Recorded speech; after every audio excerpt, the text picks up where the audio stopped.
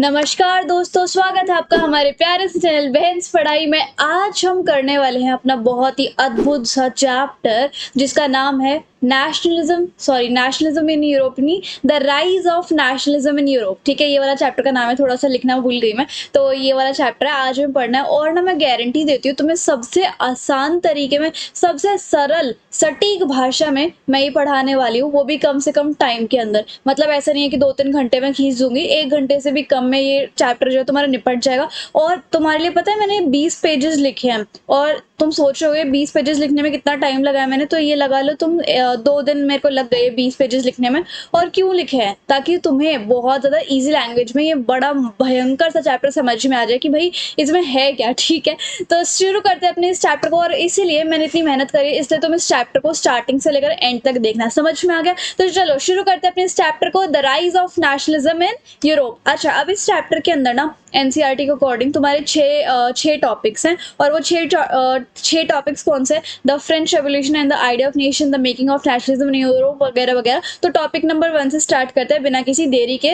तो topic number 1 है अपना the French revolution and the idea of nation. अब ये क्या होता है भाई? नेशनलिज्म का मतलब समझो। नेशनलिज्म का मतलब होता है देशभक्ति की भावना, देश के लिए जो प्रेम की भावना होती है ना, फीलिंग होती है, उसको हम नेशनलिज्म कहते हैं। अब यूरोप में ये नेशनलिज्म की भावना कब आई, कैसे आई, वो हम चीज सीखते हैं। ठीक है, पता है यूरोप ना बहुत मेसी टाइप का था, ओंगा भोंगा था। मतलब कभी कुछ कहीं मिक्स टाइप के लोग हर जगह थे, उनकी ना तो बॉन्डिंग बनती थी, ना उनकी सेम लैंग्वेज थी, तो ना बड़े परेशान हो गए थे लोग। लोग चाहते थे कि अच्छा कोई जर्मनी बोल रहे तो जर्मन भाषा बोल रहे तो जर्मनी का अलग बना दो, कोई फ्रेंच बोल रहे तो फ्रेंच अलग बना दो। ऐसे मिक्स मिक्स क्यों कर रखा है? मजा भी नहीं आ रहा, तो अलग अलग करो सारी स्टेट्स को, स्टेट्स वगैरह बनाओ, नेशन स्टेट वगैरह बनाओ। ये ऐसा हमारा मजा नहीं आ रहा है इस तरीके से। ठीक है, तो क्या होता है, अब सबसे पहले नेशनलिज्म इन यूरोप में हमें कोई एग्जाम्पल देखने को मिलता है, उसका नाम है फ्रेंच रेवोल्यूशन। फ्रेंच रेवोल्यूशन एक इतना तगड़ा रेवोल्यूशन था, इतना बड़ा बवंडर सा था ये, जिसकी वजह से हमें पता चलता है कि हाँ, यूरोप में भी देश प्रेम की भावना थी, नेशनलिज्म था। अब ये फ्रेंच रेवोल्यूशन था क्या? देखो भाई, यहाँ पर क्या था, सबसे पहले आपको तो पता ही है ना कि यूरोप में मोस्टली किंग वगैरह का रूल चला करता, राजा वगैरह रूल करते थे, है ना। तो पहले भी वही था, यूरोप में मोस्टली मोनार्की थी, किंग वगैरह रूल करा करते थे। लेकिन लोग क्या चाहते थे कि भाई ऐसे हमें मजा नहीं आता कि कोई किंग हमारे ऊपर रूल कर रहा है, हमें तो भाई लोगों का डेमोक्रेसी चाहिए। ठीक है, हम चाहते हैं कि हम अपने राजा को या फिर नेता को खुद चुने वोटिंग के द्वारा। तो लोग वहां के क्या चाहते थे कि मोनार्की से लेकर डेमोक्रेसी आ जाए, और इस चीज को हम फ्रेंच रेवोल्यूशन बोलते थे। ठीक है, फिर क्या हुआ, डेमोक्रेसी आ भी गई, मोनार्की से हट के डेमोक्रेसी आ भी गई यूरोप में। लेकिन उसके साथ साथ ना कुछ चेंजेस हो गए। क्या चेंजेस हो गए? जैसे कि 1789 में क्या हुआ, मोनार्की जो है डेमोक्रेसी में बदल गई। पहला तो ये था। फिर जो फ्लैग था वो नया बना था, वो भी ट्राई कलर, जैसे इंडिया का फ्लैग है ना जिसमें 3 रंग है, वैसे ही इनका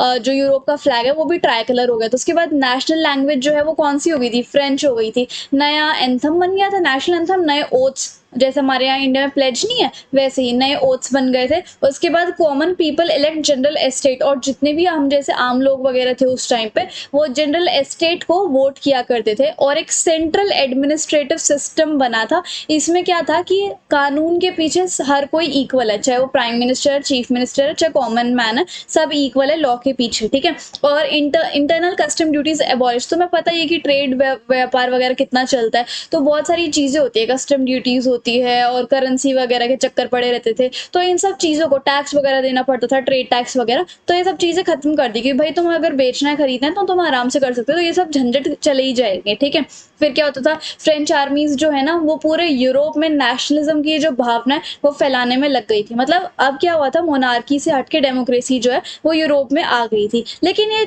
जो डेमोक्रेसी आई थी ना, लोग बहुत खुश हो गए कि वाह, अब हम चुनेंगे अपने नेता को और बड़ा मजबूत सा सिस्टम बन जाएगा हमारा। लेकिन ये खुशी कुछ ही टाइम की थी। फिर डेमोक्रेसी के बाद छोटे से टाइम के बाद कौन आ गए? हमारे मिस्टर नेपोलियन। अभी मिस्टर नेपोलियन जो है उनकी एंट्री हो जाती है इस सीन में।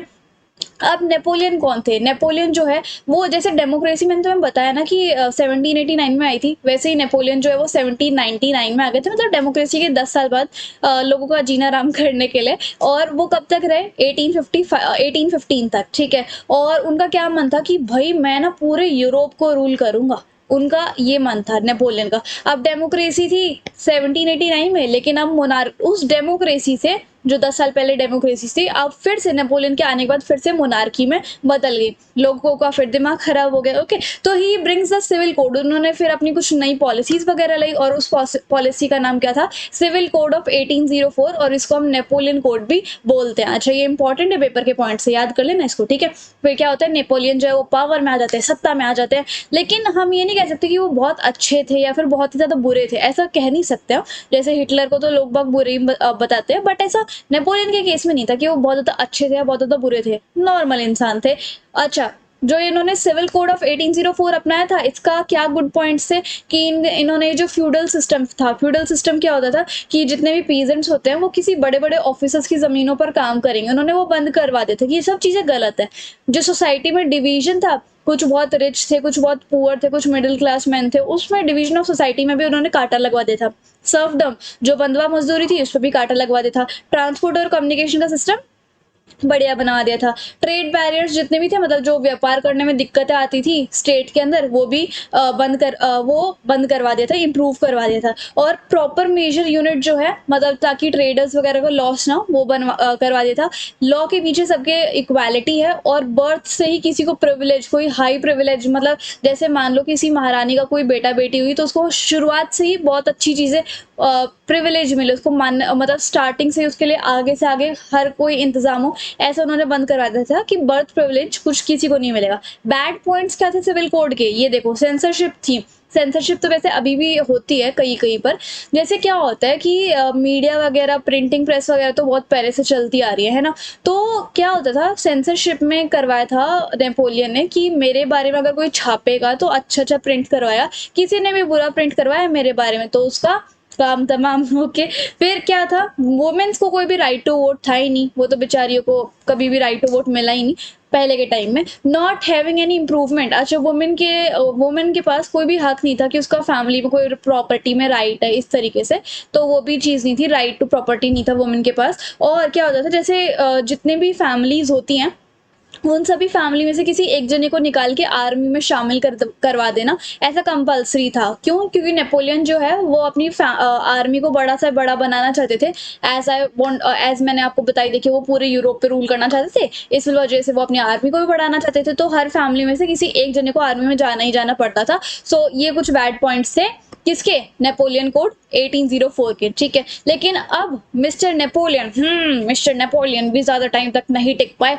अब किसकी एंट्री होती है, पहले डेमोक्रेसी थी, पहले मोनार्की थी, फिर डेमोक्रेसी आ गई, फिर डेमोक्रेसी के बाद फिर वो आ गई, क्या कहते हैं, मोनार्की, नेपोलियन के रूल में। लेकिन अब नेपोलियन भी ज्यादा टाइम के लिए टिक नहीं पाए, उनको किसने हराया, उनको एक ना 1815 में, मतलब वो आए कब थे एक बार देख लो, वो आए थे 1799 में, और 1815 तक टिके। 1815 तक क्यों टिके, क्योंकि 1815 में बैटल ऑफ वाटरलू हो गई। क्या हो गई, बैटल ऑफ वाटरलू। इसमें क्या था, जो यूरोप की बड़ी बड़ी पावर्स थी ना, जैसे प्रूशिया, रशिया, ऑस्ट्रिया और ब्रिटेन, जिसको हम शॉर्ट फॉर्म में प्राप भी बोल देते हैं, इन सारियों का झगड़ा होगा किससे, नेपोलियन से, मिस्टर नेपोलियन से। अब इनके बीच में ढुशुम ढुशुम बहुत हुई, बैटल ऑफ वाटरलू हुआ, तो इससे क्या हुआ, बेचारे नेपोलियन जो है वो हार गए, ठीक है। फिर उन्हें जाना पड़ा। बैटल के बाद एक पीस ट्रीटी साइन किया गया, उस ट्रीटी का नाम था ट्रीटी ऑफ वियना। इसमें क्या था कि सेटलमेंट ऑफ यूरोप का दर्जा लिया जाता है कि भाई हम यूरोप का जो है मामला जो है सेटल करवाएंगे, यूरोप जो है अभी उधड़ा पड़ा है, हम इसको इंटीग्रेट करेंगे। फिर उसके बाद इसको साइन किसने किया था, प्राग ने साइन किया था, ठीक है। और reverse the changes of Napoleon ने जितने भी चेंजेस वगैरह बनाए थे बड़े शौक से, उसको हम रिवर्स कर देंगे। और यूरोप में सेटलमेंट करवाने का क्या मतलब है कि यूरोप जो है पहले नेशन स्टेट नहीं था, अलग अलग टाइप का यूरोप था, अजीब सा ही, और कोई भी कॉमन बिलोंगिंगनेस नहीं थी। कोई एक पड़ोस में कोई इंसान जर्मन बोल रहा है, साइड में कोई इंसान फ्रेंच बोल रहा है, तो कॉमन बिलोंगिंगनेस तो फील होएगी ही नहीं इस तरीके से। इसी के साथ हमारा टॉपिक नंबर 1 खत्म हो गया। अब हम आते हैं टॉपिक नंबर 2 के पास। टॉपिक नंबर 2 का नाम क्या है, the making of nationalism in Europe. अब आता है थोड़ा कड़की का टाइम यूरोप में। अब क्या होता है, यूरोप में इंडस्ट्रियल रेवोल्यूशन आ जाता है, जिसकी वजह से यूरोप में 3 क्लासेस बनती है। पहली क्लास थी एरिस्टोक्रेसी, वो बहुत अमीर थी, भाई पैसे वाली थी, बहुत ज्यादा एरिस्टोक्रेसी थी, और वो थोड़ी, भाई अमीर लोग तो आपको पॉपुलेशन में कम ही होंगे ना, तो एरिस्टोक्रेसी जिसको हम एलाइट्स बोलते हैं, वो कम पॉपुलेशन में थी और 1750 में बनी थी। पीजेंट्स से सेकंड नंबर पे, वो जो है मेजॉरिटी में था, ज़्यादातर लोग पीजेंट्स ही थे और वो एलाइट्स के लिए यानी कि अमीरों के लिए काम करते थे और मिडल मैन जो थे वो एजुकेटेड थे, जैसे कि बिजनेसमैन, डॉक्टर और क्लर्क। ओके, अब यूरोप में बहुत सारे एम्पायर थे, मतलब बहुत सारे राज्य थे मिड 18 सेंचुरी में और सबकी अलग अलग भाषा थी, तो लोगों को बात करने में प्रॉब्लम फेस होती थी और दे वांट नेशन स्टेट कि भाई जो जर्मन बोलते हैं उनके लिए अलग बनाओ। जो जैसे आपने श्रीलंका में पढ़ा होगा वो वाला केस की सिन्हलास थे, उन्होंने सिन्हला को ऑफिशियल लैंग्वेज घोषित कर दिया था, लेकिन तमिल जो है, तमिल वाले भी वहाँ पे रहते थे, तो तमिल जो है अलग स्टेट डिमांड करने लग गए थे, अलग एलाम डिमांड करने लग गए थे। वैसे ही यहाँ पे लोग हैं कि वो वैसे यहाँ पर था यूरोप में कि लोग जो है कलेक्टिव बिलोंगिंगनेस फील नहीं कर पा रहे थे। सो दैट्स वाई क्या वो क्या चाहते थे कि यूरोप जो है वो एक नेशन स्टेट बने। ठीक है, तो ये सारे लोग स्टैंड बाय हो गए, हमें चाहिए नेशन स्टेट, हमें चाहिए नेशन स्टेट। और कौन लोग ये चाहते थे कि हमें नेशन स्टेट चाहिए? ज्यादातर पढ़े लिखे लोग, जिनका क्या नाम था, मिडिल मैन था। और इनकी दो आइडियोलॉजी थी, दो विचार थे। अब वो दो विचार कौन से थे? एक तो नेशन यूनिटी है और एक लिबरल नेशनलिज्म है। नेशन यूटिलिटी सॉरी यूनिटी किसके ऊपर थी कि कल्चर के ऊपर बेस थी, लैंग्वेज के ऊपर, ट्रेड के ऊपर, टेरिटरी के ऊपर। और लिबरल नेशनलिज्म किसके ऊपर बेस था कि यूरोप को फ्री होना चाहिए और लोग जो है वो अपनी तरफ से गवर्नमेंट को इलेक्ट कर सके, यानी कि डेमोक्रेसी आनी चाहिए। और अगर डेमोक्रेसी नहीं भी ला रहे हो तो कॉन्स्टिट्यूशन मोनार्की लेके आओ कि मतलब अगर किंग रूल करना चाहते हैं तो वो कॉन्स्टिट्यूशन के हिसाब से रूल करे, ऐसा नहीं है कि अपनी मर्जी से कुछ भी करे जा रहे हो। और ट्रेड बैरियर्स को, जितने भी तुमने व्यापार में अजीब अजीब तरीके के लॉज लाए हुए ना, वो बंद हो जाए। तो ये मिडलमैन चाहते थे कि अगर यूरोप जो है वो नेशन स्टेट बने तो इन दो आइडियाज के ऊपर ही यूरोप जो है बनना चाहिए। ओके, अब क्या होता है, जब नेपोलियन रूल में थे तब उन्होंने बहुत सारे ट्रेड बैरियर्स लगा दिए थे ताकि वो थोड़ा बहुत कमा ले उससे। ठीक है, लेकिन जब नेपोलियन को प्राग ने हरा दिए थे ना, तब भी वो ट्रेड बैरियर्स फॉलो हो रहे थे। क्या क्या थे वो ट्रेड बैरियर्स? जैसे कि कस्टम ड्यूटी थी 5% की। लाइक मान लो तुम दिल्ली के रहने वाले और तुम्हें यूपी में, उत्तर प्रदेश में कुछ सामान ट्रेड करवाना है, मतलब ट्रांसपोर्ट करवा रहे हो, तो तुम्हें 5% की कस्टम ड्यूटी देनी पड़ेगी। अब ट्रेडर्स क्या करेंगे बेचारे, किसी भी तरीके से रॉ मटेरियल के साथ अपना प्रोडक्ट बनाएंगे, थोड़ा बहुत प्रॉफिट मार्जिन रखेंगे, उस प्रॉफिट में से अब ये कस्टम ड्यूटी ले जाते हैं तो ट्रेडर को बचा क्या, वो घर का खर्चा कैसे चलाएगा? ठीक है, नहीं तो no profit no loss situation हो जाएगी। फिर उससे क्या हो रहा था, ट्रेडर्स को ना बहुत लॉस देखने को मिल रहा था बेचारों को। और ना यूरोप में जितनी भी स्टेट थी, जैसे मान लो तुम इंडिया में स्टेट लगा लो, कितनी है 28 29, तो हर एक की अलग अलग करेंसी। अब तुम सोच में पड़ जाओ यार ये कैसे सिस्टम था, है ना? तो वैसे ही बेचारे यूरोपियंस का हाल था, हर स्टेट की अलग अलग करेंसी थी, सबका अलग अलग रेट बदलता था डेली का, तो लॉस पे लॉस हुए जा रहे थे। ऐसे अगर उनको लॉस होगा तो कंट्री को कैसे प्रॉफिट होगा, है ना? फिर यूरोप नेपोलियन ने जो ट्रेड बैरियर्स थे वो क्यों रखे थे? ताकि उसको पावर मिले, थोड़े पैसे उसके मिल जाए। लेकिन बट लोगों को लगा कि जब नेपोलियन अब है ही नहीं, अब प्राग ने नेपोलियन को हरा दिया, तो हम ट्रेड बैरियर्स की भी क्यों फॉलो करें? ठीक है, उसकी वजह से फिर ये जो आइडिया ऑफ नेशनलिज्म है वो और फैलता गया। फिर 1834 में क्या हुआ, जोवरीन आ गई। जोवरीन क्या थी? ये एक कॉन्स्टिट्यूशनल बॉडी थी, ये एक कस्टम यूनियन था और इन्होंने दो रिफॉर्म्स बनाए थे। अब ये जोवरीन में दो रिफॉर्म्स कौन से थे? सबसे पहले, मतलब ये एक कॉन्स्टिट्यूशनल बॉडी थी, जैसे कि हमारा पार्लियामेंट है ना, वैसे ही जोवरीन थी। ठीक है, सो जोवरीन कहते थे, मतलब कॉन्स्टिट्यूशनल बॉडी है, वो कहती थी कि एक तो ट्रेड बैरियर्स जो है, यानी कि problem of different weight and measures plus custom duty, कि ये जो हमें बार बार कस्टम ड्यूटी देनी पड़ती है, हर जगह की अलग अलग करेंसी है और तुमने मेजरिंग यूनिट भी ढंग से नहीं बनाई हुई, तो एक तो ये तुम हटाओ, ट्रेड बैरियर्स को रिमूव करो। और उसके बाद 30 जो करेंसी थी, अब पहले यूरोप में हर स्टेट को मिला के 30 करेंसी बनती है, तो बाद में दो करेंसीज रह गई थी बिकॉज ऑफ जोवरीन। तो 1834 में ये चीज हुई थी। ठीक है, अब टॉपिक नंबर 3 के ऊपर आते हैं। टॉपिक नंबर 2 चिन्ना सा था। टॉपिक नंबर 3 थोड़ा सा ज्यादा लेंदी है, तो बड़े मजे से सुनते रहना मैं क्या क्या बता रही हूँ। एज ऑफ रेवोल्यूशंस 1830 से लेकर 1848 तक। भाई इसमें इतने ज्यादा रेवोल्यूशन लड़े गए हैं, इतने ज्यादा मूवमेंट हुए हैं दूसरे की बात मतलब अपनी बात मनवाने के लिए।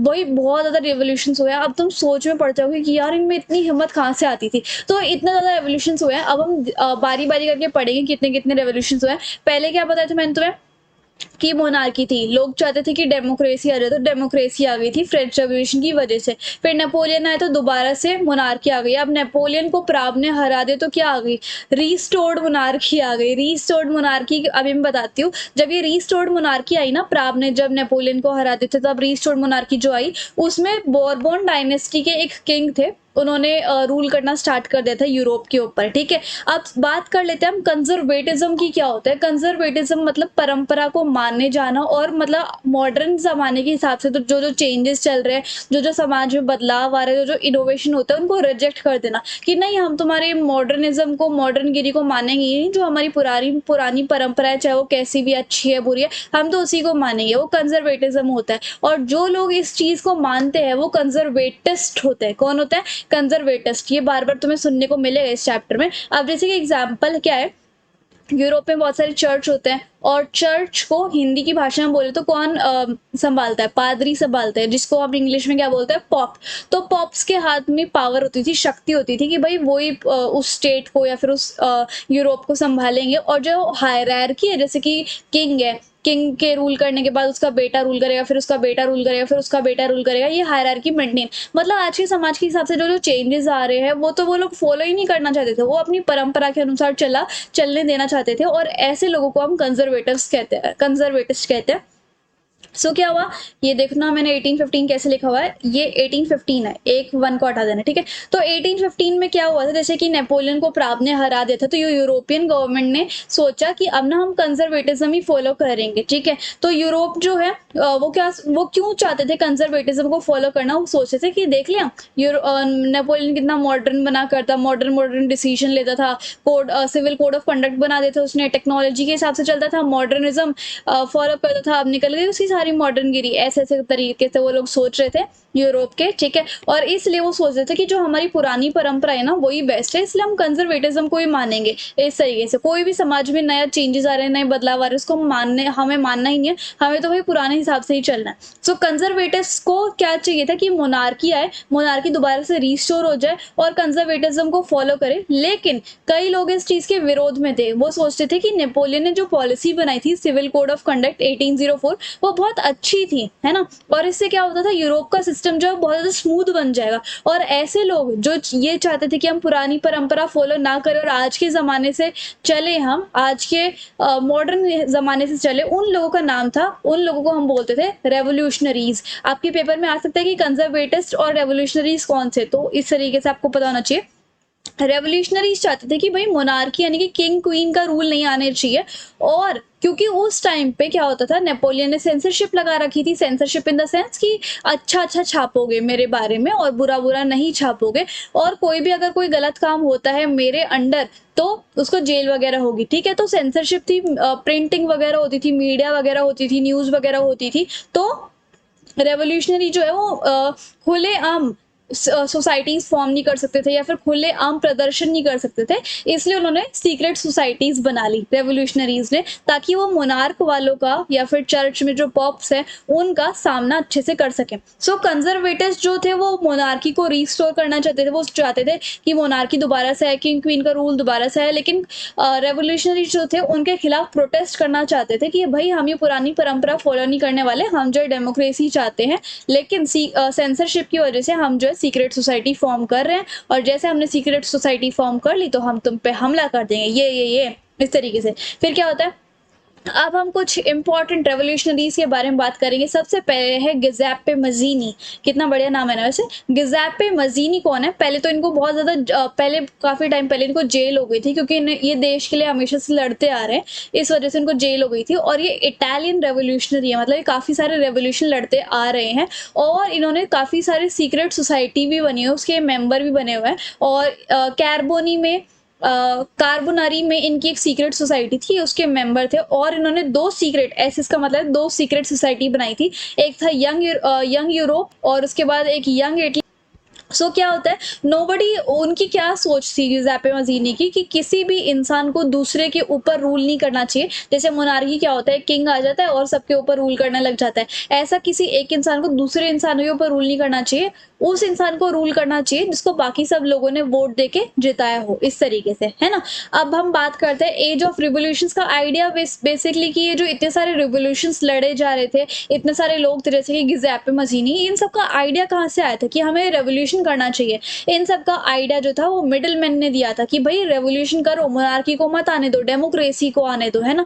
तो ये आइडिया जो है मिडलमैन ने दिया था, जो लोग पढ़े लिखे थे, और वो ये नहीं चाहते थे कि यूरोप में दोबारा से मोनार्की या फिर पुरानी परंपराओं को माना जाए, कंजर्वेटिज्म हो, और वो चाहते थे कि अगर डेमोक्रेसी आ गई हमारी सोसाइटी में तो हमारी सोसाइटी जो है काफी ज्यादा बदल जाएगी, डेवलप हो जाएगी और सब आराम से रहेंगे, है ना।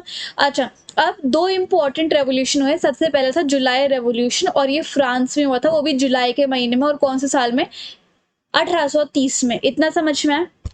अच्छा, मजा आ रहा है ना चैप्टर पढ़ने में? अच्छा, ठीक है जी, ठीक है।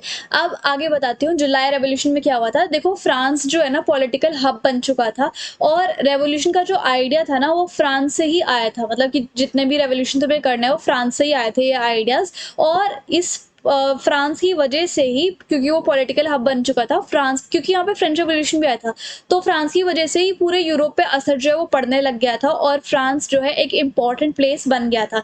जैसे कि अब नेपोलियन को प्राग ने हरा दिया था 1815 में, और मोनार्की दोबारा रिस्टोर हो गई थी, तो बॉर्नबोर्न डायनेस्टी के जो किंग थे वो रूल करने लग गए थे। लेकिन जो एजुकेटेड मिडलमैन थे, जिसको हम लिबरल नेशनलिस्ट भी कहते हैं, वो ये चाहते थे कि हमारे देश में दोबारा से मोनार्की ना आए, हमारे या फिर कंजर्वेटिज्म ना आए, क्योंकि हमारे देश की डेवलपमेंट जो है वो वहीं पे रुक जाएगी, और हम चाहते हैं कि डेमोक्रेसी जो है वो सेटअप हो जाए। और अगर डेमोक्रेसी तुम सेटअप नहीं करते तो कॉन्स्टिट्यूशनल मोनार्की सेटअप करो, यानी कि अगर तुम्हें किंग क्वीन का रूल चाहिए ही चाहिए तो कॉन्स्टिट्यूशन के हिसाब से चले, और उनकी जो परफॉर्मेंस है वो हम लोग देखेंगे कि वो किंग कैसा परफॉर्म कर रहे हैं, है ना। अब जो उसके बाद क्या होता है, रीस्टोर्ड मोनार्की के बाद ना, रीस्टोर्ड मोनार्की के बाद अब एक कॉन्स्टिट्यूशनल मोनार्की आ जाती है जुलाई रेवोल्यूशन की वजह से। और ये कॉन्स्टिट्यूशनल मोनार्की के हेड या फिर लीडर कौन बनते हैं? Louis Philippe. तो ये क्या चक्कर था, पहले मोनार्की थी, फिर डेमोक्रेसी आई, फिर नेपोलियन की वजह से दोबारा मोनार्की आ गई, फिर रीस्टोर्ड मोनार्की आ गई, उसके बाद रीस्टोर्ड मोनार्की की वजह से बाद में अब जुलाई रेवोल्यूशन की वजह से कॉन्स्टिट्यूशनल मोनार्की आ गई। ये चेंज समझ में आई? अब आगे देखो, ब्रूसेल्स जो है वो कैपिटल थी किसकी? बेल्जियम की। ये तुम सिविक्स में पढ़ के आई हुई हो। और एक इंपॉर्टेंट फैक्ट है कि ये यूनाइटेड किंगडम ऑफ नीदरलैंड का पार्ट था बेल्जियम, ठीक है। फिर यहाँ पर भी, यानी कि ब्रूसेल्स में भी जुलाई रेवोल्यूशन हुआ था, और यहाँ के लोग भी फ्रीडम चाहते थे कि उनको रिलीजन, कल्चर, ट्रेडिशन, लाइफस्टाइल के वजह से के अंदर उनको फ्रीडम मिले, और इसलिए इन लोगों ने भी, ब्रूसेल्स के लोगों ने भी स्ट्रगल किया था, इसलिए यहाँ पर भी जुलाई रेवोल्यूशन जो है वो देखने को मिला था। अब दूसरा रेवोल्यूशन होता है ग्रीक रेवोल्यूशन, या फिर इसको हम ग्रीक वॉर ऑफ इंडिपेंडेंस वगैरह भी बोल देते हैं।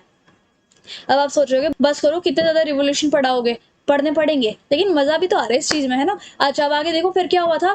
This is the example of educated class who want to develop Europe. तो ये एक एग्जांपल था एजुकेटेड या फिर मिडलमैन लोगों के लिए जो यूरोप को डेवलप करना चाहते थे। क्या हुआ 15th सेंचुरी में, अब ध्यान से सुनना, 15th सेंचुरी में ग्रीस जो था वो ऑटोमन एम्पायर के रूल के अंडर था, और यहाँ के जो लोग थे, मतलब ग्रीस के जो लोग थे, वो फ्रीडम चाहते थे, तो उन्होंने 1821 में स्ट्रगल करनी शुरू कर दी थी, क्योंकि अब वो ऑटोमन एम्पायर से अकेले तो लड़ नहीं सकते, है ना। तो उन्होंने वेस्टर्न यूरोपियन पावर से हेल्प मांगी, ओके। साथ में पोइट्स ने भी उनका साथ दिया। फाइनली 1821 में उन्होंने स्ट्रगल किया, और 1832 में उन्होंने ट्रीटी ऑफ कॉन्स्टेंटिनोपल साइन कर दी थी, जिससे कि ग्रीस को एक इंडिपेंडेंट नेशन डिक्लेयर कर दिया गया था। कितना बढ़िया सा था ना ये। वैसे तो तुम सोच रहे हो कि ये 2-3 लाइन में ही खत्म हो गया, पर ये तो देखो कि इस स्ट्रगल को करने के लिए उन्हें 10-12 साल लग गए। So that is one of the biggest thing कि तो यहाँ पर वही सब चीजें पॉसिबल हो पाई। जो एजुकेटेड क्लास थे, जो मिडिल मैन थे, जो कि समझदार थे काफी, जो कि यूरोप को डेवलप करना चाहते थे, अब देखो उनकी वजह से ही ग्रीस के लोग, जिनका ऑटोमन के ऊपर राज था, जो ऑटोमन एम्पायर था, जिनका राज था ग्रीस के लोगों के ऊपर, उन्होंने स्ट्रगल कर करके अब ऑटोमन एम्पायर से हटाकर क्या कर दिया, ग्रीस को ही एक इंडिपेंडेंट नेशन बनवा दिया। तो just because of this revolution के हिसाब से लिबरल्स को ये समझ में आया कि वेपन और वॉर वगैरह ही सब कुछ नहीं है एक इंडिपेंडेंट नेशन बनाने के लिए। साथ ही साथ artist, poets, dancers, songs, musician की भी बहुत ज़्यादा नीड होती है, बहुत बड़ा रोल होता है, क्योंकि वो जितनी भी अपनी फीलिंग्स हैं वो दूसरे लोगों तक पहुंचाते हैं, और उनके मन में भी नेशनलिज्म की जो भावना है वो आती है। अब आप देखो क्रिकेट मैच होता है, या फिर कहीं पर भी कोई भी गेम होता है, कॉमनवेल्थ गेम होते हैं, हमारे भारत का राष्ट्रगान बजता है ना, तो उससे क्या होता है, पूरे भारतीयों को एक कलेक्टिव बिलोंगिंगनेस फॉलो कर होती है, फील होती है ना, कलेक्टिव बिलोंगिंगनेस की वी आर इंडियन और ये हमारे देश के, हमारा देश वहाँ पर रिप्रेजेंट हो रहा है। सो इससे क्या होता है कि जितने भी सॉन्ग्स होते हैं, आर्टिस्ट होते हैं, पोइट्स होते हैं, डांसर होते हैं, म्यूजिशियन होते हैं, वो अपनी फीलिंग्स जो है वो दूसरी दूसरी लोगों को और दूसरे दूसरे जगहों पर भेजते रहते हैं, ठीक है। अब हम बात करेंगे रोमांटिसिज्म। रोमांटिसिज्म क्या होता है? ये अर्ली 19 सेंचुरी में आया था ये कंसेप्ट, और ये एक ऐसा मूवमेंट था जिसकी वजह से जो नेशनलिज्म की, यानी कि देश के लिए प्रेम वाली जो फीलिंग थी, वो लोगों के दिलों में बस गई थी। मतलब कल्चर के रिगार्डिंग या फिर ट्रेडिशन या फिर रिलीजन के रिगार्डिंग जो भी फीलिंग थी, वो लोगों के मन में फैलती जा रही थी। एक फेमस पोइट थे उस टाइम पे जिनका नाम था लॉर्ड पायरल, और उन्होंने किस किस चीज के ऊपर लिखा था? कंट्री की ग्लोरी के ऊपर, कंट्री की शान के ऊपर, साइंस और वो कहते थे कि साइंस और डेवलपमेंट तुम कर रहे हो वो चीज़ अच्छी है, लेकिन साइंस और डेवलपमेंट जो है हमारी टुगेदरनेस पे उसका कोई भी असर नहीं पड़ना चाहिए। तो फेमस पोइट लॉर्ड पायरल ने ये बात जो है वो कही थी। अब उसके बाद क्या बताते हैं कि फेरी टेल्स जो होती है और पोएम्स जो होती है, इनकी वजह से ये जो फीलिंग ऑफ रोमांटिसिज्म है, इसकी वजह से हम यूनाइटेड रहते हैं। क्या होता है, जैसे कि मान लो अब आप अपनी नानी या फिर दादी के पास बैठते हो, तो वो तुम्हें पुराने टाइम की स्टोरीज बताती है ना कि ऐसा ऐसा हुआ था हमारे टाइम में जब हम बच्चे थे। आपकी मम्मी भी काफ़ी सारी चीज़ें आपको बताती है, आपके पापा भी, आपके दादा दादी भी, कितनी सारी चीज़ें आपको पुरानी पुरानी बताते रहते हैं। तो ऐसी वो आगे टू आगे पास होती जाएंगी कि उस टाइम में ये होता था, उस टाइम पे वो होता था, इस टाइम पे ये होता था। तो इससे क्या होता है, यूनाइटेडनेस, बिलोंगिंगनेस, टुगेदरनेस बनी रहती है ना। फिर अब एक और नाम है जॉन गॉटफ्राइड। ये जर्मन फिलोसोफर थे और ये फोक टेल्स, डांस, सॉन्ग्स वगैरह लिखते थे, जिसकी वजह से लोगों के मन में कलेक्टिव आइडेंटिटी की जो फीलिंग थी वो बनती रहती थी। अब ये लोग कहते हैं कि लैंग्वेज भी एक इम्पॉर्टेंट रोल प्ले करती है ताकि लोगों को यूनाइटेड फील हो। क्या होता है, अगर मान लो मैं कोई एक भाषा बोल रही हूँ, हिंदी बोल रही हूँ, और दूसरे इंसान को भी हिंदी भाषा आती है, तो हम लोग एक कॉमन चीज़ शेयर कर रहे होते हैं कि हाँ मुझे भी हिंदी आती है और उसको भी हिंदी आती है, तो हम लोग सोचेंगे कि हम दोनों सेम सेम है, इस तरीके से, है ना। तो वैसे ही कहते हैं कि अगर कोई सेम भाषा बोलता है तो कलेक्टिव बिलोंगिंगनेस फील होती है। सो यहाँ पर एक क्वेश्चन आता है कि लैंग्वेज इतनी इंपॉर्टेंट क्यों है। ये एक इम्पॉर्टेंट टॉपिक है। अब यहाँ पर देखो क्या होता है कि पोलैंड का पार्टीशन हो गया था। जैसे इंडिया पाकिस्तान का पार्टीशन हुआ था ना, वैसे ही पोलैंड का भी पार्टीशन हुआ था एंड ऑफ 18 सेंचुरी के आसपास। और किसने किया था इनका पार्टीशन? ग्रेट पावर्स ने, यूरोप की। और उस टाइम पे ग्रेट पावर्स कौन सी थी? प्रूशिया, ऑस्ट्रिया और ब्रिटेन, ठीक है। सो पोलैंड जो था वो एक इंडिपेंडेंट टेरिटरी नहीं था, और रशिया ने पोलैंड के ऊपर राज करना शुरू कर दिया था।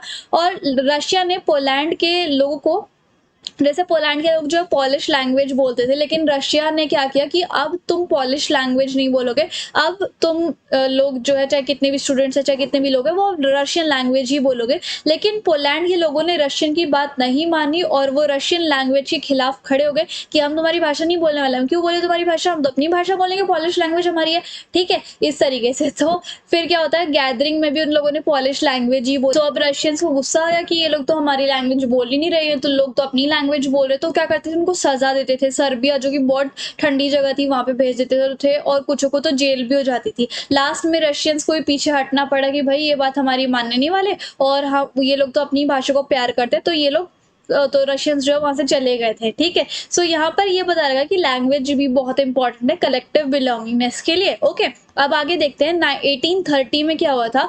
ये यूरोप के लिए एक बहुत बड़ा इकोनॉमिक बैड ईयर था। अब इसमें क्या हुआ था, यूरोप की जो पॉपुलेशन थी वो बढ़ती जा रही थी। अब पॉपुलेशन बढ़ेगी तो डिमांड भी बढ़ेगी, और इतने ज़्यादा साधन या फिर रिसोर्सेज थे नहीं कि उनकी डिमांड जो है वो पूरी हो सके। तो सोच रहे थे कि चलो भाई हम तो गाँव वाले एरिया में चलते हैं, वहाँ पे एटलीस्ट हमारी जो ज़रूरतें हैं, हमारी जो रिसोर्सेज वगैरह वो तो पूरे हो जाएंगे, मिल जाएंगे हमें, ठीक है। लेकिन वहाँ पे जाने के बाद उनकी हालत और बदतर हो गई। अब क्या कर रहे थे, वो सिटीज़ में आकर स्लम्स में, झुग्गी झोपड़ियों में रहने लग गए थे।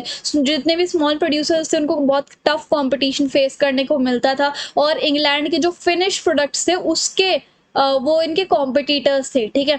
सो उनके लिए बहुत ज़्यादा टफ कंपटीशन हो गया था। फिर अरिस्टोक्रेसी, जो रिच क्लास थी, वो तो हमेशा ही इंजॉय करती थी, लेकिन जिनको ज़्यादा कंपटीशन फेस करना पड़ता था वो थे मिडिल मैन वगैरह, है ना। अब यूरोप जो है वो सोशल अनरेस्ट फील कर रहा था। कैसे?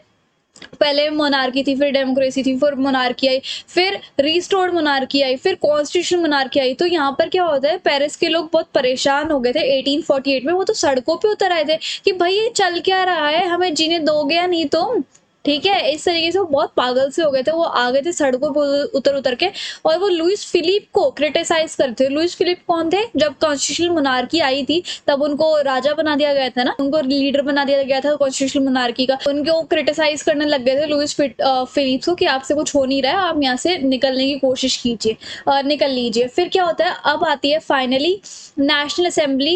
एक नेशनल असेंबली थी, उन्होंने एक रिपब्लिक बनाया कि जिन जिन वैसे अब लोगों को हमारी तरफ से राइट टू वोट मिलेगा, यानी कि जो भी 21 साल से ऊपर की एज के उनको राइट टू वोट मिलेगा, राइट टू एम्प्लॉयमेंट मिलेगा, राइट टू वर्क मिलेगा। अब क्या होता है, ये था नेशनल असेंबली के बारे में। रिवोल्यूशन ऑफ लिबरल्स की, जो लिबरल्स थे यानी कि नेशनल लिबरलिस्ट थे, या फिर जो मिडिल मैन थे, या फिर जो एजुकेटेड क्लास थी, एक ही बात है, उन्होंने इतने सारे रेवोल्यूशन लड़े क्यों, यानी कि 1848 की बात है। तो लिबरल्स मैंने आपको बता ही दिया कि वो मिडिल मैन एजुकेटेड क्लास थे, और वो रेवोल्यूशन इसलिए लड़ना चाहते थे क्योंकि वो नेशन स्टेट बनाना चाहते थे। पार्लियामेंट्री प्रिंसिपल जो है वो फॉलो किए जाए, उनको बनाया जाए और सबको फ्रीडम मिले। तो इसलिए फाइनली अब ये मोनार्की वनार्की का चक्कर को छोड़ के एक पार्टी आती है, जिस पार्टी का नाम है ऑल जर्मन नेशनल पार्टी। ये आई थी 18 मई 1848 को फ्रैंकफर्ट सिटी में, और इसमें 831 मेंबर्स को इलेक्ट किया गया था, और जो जर्मन का कॉन्स्टिट्यूशन था वो ड्राफ्ट किया गया था। अब इसके बारे में ध्यान से सुनो। मिडिलमैन आए, और इस पार्टी में जितने भी ये 831 लोग थे उन सबको मिडिलमैन के द्वारा ही चुना गया था। और ये जो 831 लोग इलेक्ट हुए थे ना, ये खुद भी मिडिलमैन थे, ठीक है। सो अब क्या होता है, उनके अंदर तो थोड़ा बहुत घमंड आने लग गया, वो सुप्रीमेसी को एंजॉय करने लगे कि जो है हम ही है, बॉस बॉस ठग लाइफ, ठीक है। तो वो एंजॉय करने लगे सुप्रीमेसी को, और उसके बाद उनके अंदर थोड़ा घमंड भी आ गया था। और जिन मिडिलमैन ने उन इलेक्टेड मिडिलमैन को इलेक्ट किया था, अब वो उन्हीं की बातों को इग्नोर करने लग गए, उन्हीं को बिल्कुल इग्नोर करने लगे। तुम हो कौन, हम तो नहीं जानते तुम्हें, इस तरीके से, ठीक है। सो लोग जो है जिन्होंने इतनी मेहनत से इतने सारे रिवोल्ट करके एक पार्टी को बनाया था, मिडिलमैन को सुप्रीमेसी में लाया था, अब वही लोग दुखी हो गए कि यार देखो हमने जो किया था इन्होंने सब कुछ पानी फेर दिया। और फिर क्या होता है, आर्मी आती है, ट्रूप्स आती है, और आर्मी ने इस पार्टी को ही डिस्ट्रॉय कर डाला, इनकी पॉलिसीज को भी डिस्ट्रॉय कर डाला।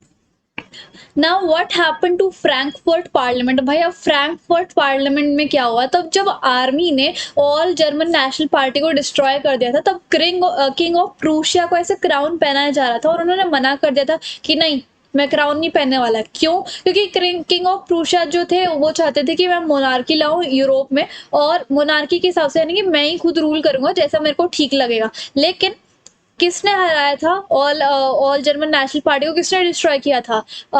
आर्मी ने।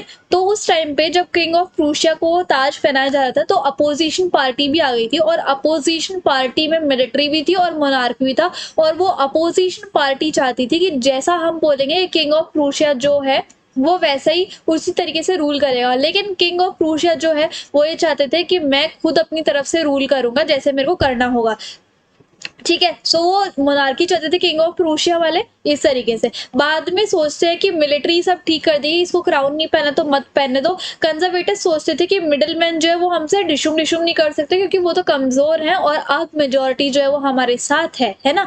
और वुमेन कहते हैं कि यार तुम तो हमें वोट भी नहीं देने देते, ना तो हमें पॉलिटिक्स में आने देते, ना हमारा कोई प्रॉपर्टी में राइट है, ना हमारे पास कोई फ्रीडम है। तो फिर क्या होता है, मिलिट्री जो है वो तय कर लेते हैं कि ठीक है, तुम्हें फ्रीडम चाहिए, तुम्हें पॉलिटिक्स में आना है, तो हम तुम्हें आने देते हैं। पार्लियामेंट में एक गैलरी है सेकंड फ्लोर पे, तुम उसके ऊपर खड़े होकर ये देख सकते हो कि पार्लियामेंट में कौन से क्या क्या बातें हो रही है, कौन कौन से रूल्स या फिर लॉज इनेक्ट हुए हैं, लेकिन तुम पार्टिसिपेट नहीं कर सकती। इस तरीके से थोड़ी बहुत अलाउंस उनको मिली थी। अब कुछ लेसन्स, कुछ सीख मिलती हैं लिबरल्स को ये लगता है कि मोनार्क जो है भाई वो बहुत पावरफुल है, वो हमें रूल नहीं करने देंगे। और मोनार्क क्या सोचते थे कि हमें लोगों को खुश करना पड़ेगा ताकि वो यूरोप में हमेशा से ही मोनार्की हम मेंटेन करके चले, और हमारा ही रूल जो है वो चलता रहे। तो अब मोनार्क ने कुछ किया था जिससे कि वो लोगों को खुश कर सके, और वो क्या था, उन्होंने सर्फडम को बंद करवाया था, यानी कि बंधुआ मजदूरी को उन्होंने बंद करवा दिया था। और इसी के साथ हमारा जो टॉपिक नंबर 3 है वो फाइनली खत्म होता है। अब हम आते हैं अपने चौथे टॉपिक की तरफ, जो कि है making of Germany and Italy. और ये बहुत इंपॉर्टेंट है कि कैसे जर्मनी और इटली जो है वो इंडिपेंडेंट या फिर इंडिपेंडेंट स्टेट बन गए थे।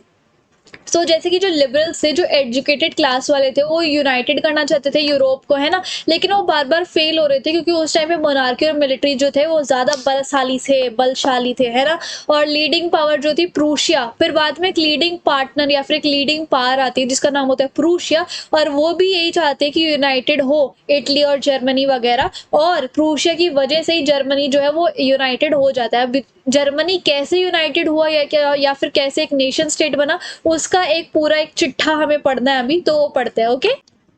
इसमें बताया हुआ है कि जो यूरोप के चीफ मिनिस्टर थे जिनका नाम था ओटो वन बिस्मार्क, और उन्होंने अपनी ब्यूरोक्रेसी की वजह से और मिलिट्री की वजह से जर्मनी को यूनिफाइड करवाया था। उनका मेन एम था कि जर्मनी जो है वो यूनाइटेड हो जाए, और उन्होंने 7 सालों में 3 बड़ी-बड़ी बैटल्स जीती थी, डेनमार्क से, ऑस्ट्रेलिया से और फ्रांस से, जिसमें कि प्रूशिया जीत गया था। और जैसे 7 साल में उन्होंने 3 बैटल्स जीत ली थी, तो वो जीतने के बाद वो जर्मनी को यूनिफाई करवाना चाहते थे, और उस जर्मनी को यूनिफाई करवाने का प्रोसेस जो है वो चालू हो गया था। और फाइनली 1871 में प्रूशिया के जो किंग है विलियम द फर्स्ट को, उनको जर्मनी का राजा डिक्लेयर कर दिया गया था। और जर्मनी जो है और सेरेमनी ये जो थी कि प्रूशिया के किंग विलियम वन को जर्मनी का राजा घोषित किया गया था। इसकी सेरेमनी कहाँ पे हुई थी? वर्सलीस में। अब ये तो था जर्मनी का किस्सा। अब इटली का भी किस्सा सुन लो कि इटली कैसे एक नेशन स्टेट या फिर इंडिपेंडेंट स्टेट बना था। इटली में ना 7 स्टेट्स थी। इटली जो है बहुत सुंदर था और इसके अंदर 7 स्टेट थी।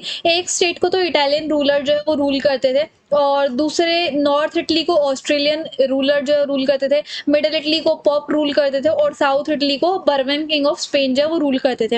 अब क्या होता है, गेज़ेप्पे मज़ीनी ने एक सीक्रेट सोसाइटी बनाई थी जिसका नाम क्या था? यंग इटली, और वो इटली को यूनिफाई करवाने में फेल हो गई थी। तो अब सारी रिस्पॉन्सिबिलिटी इस इटालियन रूलर पे आ जाती है जो कि सिर्फ एक स्टेट को रूल कर रहे थे, कि अब तुम ही हो जिसकी वजह से इटली यूनिफाई हो सकता है। और जो इटालियन रूलर थे उनका क्या नाम था? किंग वेक्टर इमैनुएल सेकंड, और वो स्टेट जिस इटली में जो एक स्टेट थी जिसको रूल करते थे उस स्टेट का नाम क्या था? स्टर्डीनिया। अब किंग विक्टर इमैनुएल सेकंड को इटली को यूनिफाई करना था, लेकिन वो किस तरीके से कर सकते थे? डिशुम से, वॉर से ही, क्योंकि अभी तक उन्होंने किसी पीस ट्रीटी को साइन नहीं करा था, तो इसलिए वो वॉर कर सकते थे। तो अकेले तो वॉर कर नहीं सकते, तो उन्होंने किसकी हेल्प ली? उन्होंने चीफ मिनिस्टर केवोर की हेल्प ली, और केवोर ने अपनी डिप्लोमेसी के कारण, और उन्होंने फ्रांस के साथ बड़े अच्छे संबंध बना रखे थे, उनकी वजह से, फ्रांस की आर्मी की वजह से और केवोर की डिप्लोमेसी की वजह से ही क्या हुआ? फ्रांस की आर्मी और केवोर की डिप्लोमेसी की वजह से ही ऑस्ट्रेलियन जो रूलर थे, नॉर्थ इटली को जो रूल करते थे, उनको हरा दिया था। ओके, अब क्या होता है, 1860 में इटली के जो लोग थे वो बट गए थे, ठीक है? इटली 2 लोगों के साथ मिल जाता है। पहला कौन था? किंग ऑफ टू सिलीस, और इनको गिज़ेप्पे गैरिबल्डी लीड कर रहे होते हैं। तो किंग ऑफ टू सिलीस मिलकर और गिज़ेप्पे गैरिबल्डी मिलकर जो स्पेनिश रूलर थे ना, जो कि इटली, साउथ इटली को रूल कर रहे थे, उसको भी डिफीट कर देते हैं।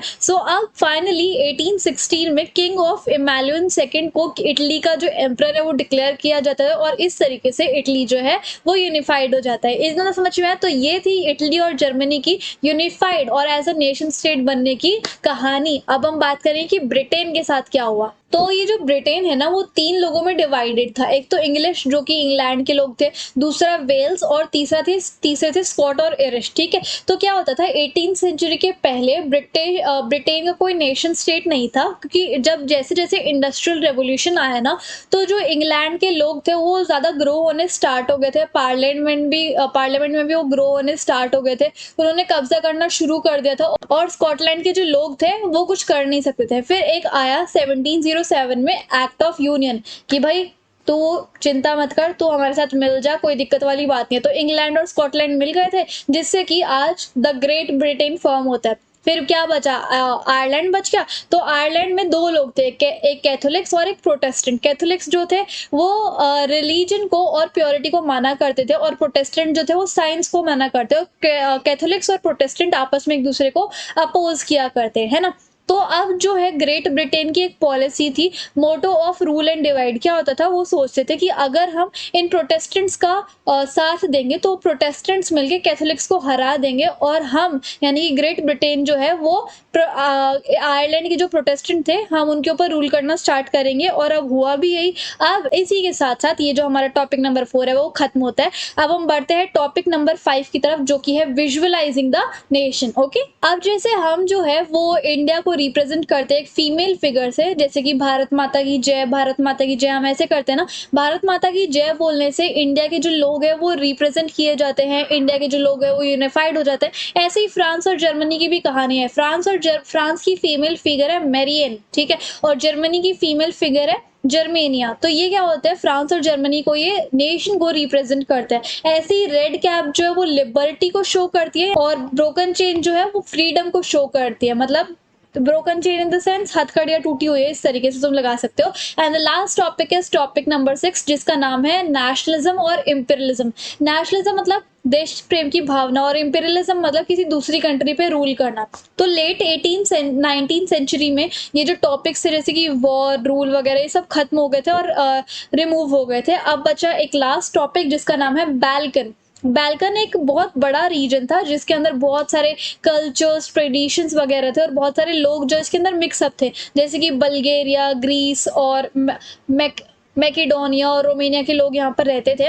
और इस एरिया पे बड़ी बड़ी यूरोपियन पावर जैसे कि रशिया, ऑस्ट्रेलिया की नजरें थी कि इस एरिया पे तो हमें ही रूल करना है, ठीक है। तो बाल्कन के लोगों को स्लेव्स कहा जाता था, SLAVS, है ना, ES नहीं, SLAVS, स्लेव्स कहा जाता था। और ये जो बाल्कन का एरिया था ना, ये किसके अंडर आता था, ओटोमन एम्पायर के अंडर आता था। अब स्लेव्स जो थे उनको भी नेशन स्टेट चाहिए थी, लिबर्टी चाहिए थी, फ्रीडम चाहिए थी, और बाल्कन की जितने भी स्टेट्स थी ना वो एक दूसरे की स्टेट से जला करते थे, और उन्होंने फाइट करना स्टार्ट कर दिया। तो जो बड़ी बड़ी यूरोपियन पावर्स थी ना, जैसे कि रशिया, ऑस्ट्रिया, वो चाहते थे कि जैसे इनकी फाइट जो वो रुक जाएगी ना, तो हम जो है इनके ऊपर रूल करना स्टार्ट कर देंगे। और इस बाल्कन के एरिया में इतना ज्यादा हौच पौच हो गया था ना, इतना ज्यादा अजीब अजीब हो गया था, मेसीनेस हो गया था, कि फर्स्ट वर्ल्ड वॉर की शुरुआत हो गई थी यहाँ से, है ना। तो अब क्या होता है कि जब भी ये दोनों शब्द आपस में मिल जाते हैं ना, ये दोनों सिचुएशन आपस में मिल जाती हैं, कि नेशनलिज्म वाली जो भावना होती है यानी कि देश प्रेम की भावना, और इंपीरियलिज्म वाली जो भावना होती है कि किसी दूसरी कंट्री के ऊपर रूल करना, ये जब दोनों आपस में मिल जाते हैं ना, तब एक बहुत बड़ा बवंडर आ जाता है। और यूरोप में भी यही बहुत बड़ा बवंडर आया था जब नेशनलिज्म और इंपीरियलिज्म मिल गया था, ठीक है। तो बहुत बड़ा बवंडर किसको कहा गया है, वर्ल्ड वॉर फर्स्ट को, कि जो बड़ी बड़ी यूरोपियन पावर थी जैसे कि रशियन और ऑस्ट्रेलियन, और बाल्कन पे कब्जा करना चाहती थी, और उसी की वजह से वर्ल्ड वॉर 1 स्टार्ट हुआ था, और ये 4 साल तक चला था। और इसको रोकने के लिए काफी सारे लोगों ने एंटी इंपीरियलिस्टिक मूवमेंट चालू किए थे, ताकि इंपीरियलिज्म जो है वो वहां से कट जाए या फिर हट जाए। और इसी के साथ साथ हमारा जो है ये चैप्टर खत्म होता है। एंड अगर ये प्यारे प्यारे नोट्स आपको चाहिए, मैंने आपके लिए ये इतनी सुंदर सुंदर राइटिंग में पूरे नोट्स बनाए हैं 20 पेजेस के। अगर आपको ये नोट्स चाहिए तो आप मुझे टेलीग्राम पे फॉलो कर सकते हो, और हाँ, कोई भी डाउट है तो आप मुझे इंस्टाग्राम पे फॉलो करके DM कर सकते हो। और अगर आपको मेरे पढ़ाने का तरीका एंड वीडियो काफी अच्छी लगी हो, then please like, share, comment and subscribe channel. Thank you so much.